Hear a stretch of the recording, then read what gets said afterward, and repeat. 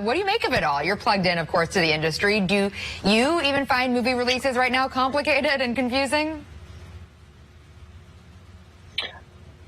Yes, I find them 100% complicated because, as you were just saying, some things are only streaming, some things are in limited theatrical releases, some things only are in the theaters for a week, then they go to streaming. So it's all kind of back and forth. But one of the things we're seeing right now in terms of having limited theatrical releases is due to the fact that in order to qualify for the Oscars, you have to have somewhat of a theatrical release. So as we saw with Glass Onion, which was in theaters, I believe, for only about a week, that qualified it to become a frontrunner for the Oscars in 2023. So they're hoping for those nominations.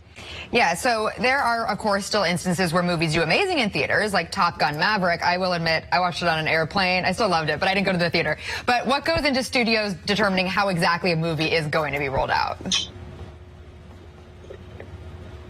So, first of all, Lindsay, I'm going to sip this tea because you just told me that you watched Top Gun Maverick on an airplane. That is not right, Lindsay. It needs to be seen on the biggest screen. Let me sip the tea. Hold on. Well, it felt relevant because I was flying. It needs to be seen on the biggest screen.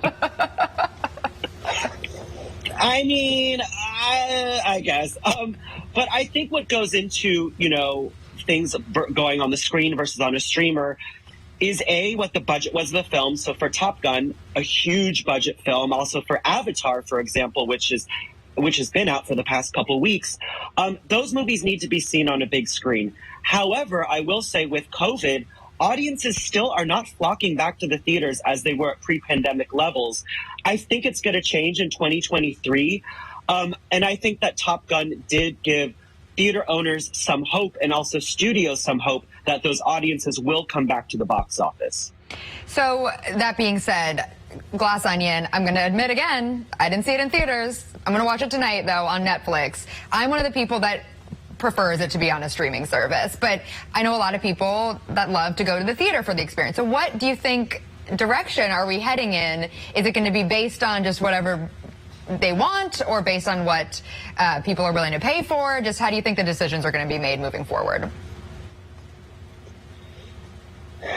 I think the decisions are going to be kind of a hybrid model. Like that quote said earlier is, they adapted towards COVID, but a lot of people, they kind of like watching movies at home. They like staying at home, like you said. And for movies like Glass Onion, I did watch it at home, actually, but I could see how that kind of film, as you'll see, it's beautifully shot, huge, grand scenes, would look great on a big screen, but also people are still scared to go out. And as we're seeing this weekend with the cold, a lot of people aren't going to theaters, and we're seeing a big box office drop, especially for this weekend due to the weather.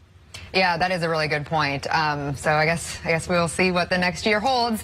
TV host and Critics' Choice Association member Andrew Freund, thank you so much for joining us, and happy holidays.